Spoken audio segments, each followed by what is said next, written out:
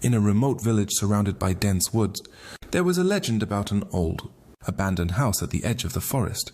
The villagers spoke in hushed tones about the house's eerie reputation, claiming that anyone who dared to enter would hear their own voice echoing back at them, not just their words, but their deepest fears and regrets.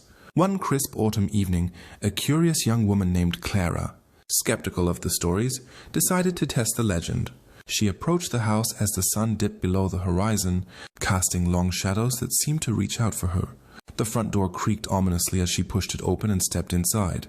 The interior was as desolate as she had imagined, dusty furniture draped in cobwebs, walls covered in peeling wallpaper, and an air thick with the musty smell of abandonment. Clara called out to the empty house, her voice breaking the oppressive silence. "Hello? Is anyone here?" Her voice came back to her, but not as she had expected.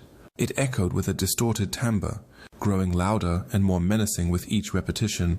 "Hello? Is anyone here?" It mocked, but then it warped into a guttural growl. "No one is here. You're alone." Uneased but undeterred, Clara explored further.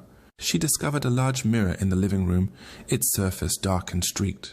Driven by a sudden impulse, she whispered her darkest secret into the mirror. "I'm afraid of losing everything I love."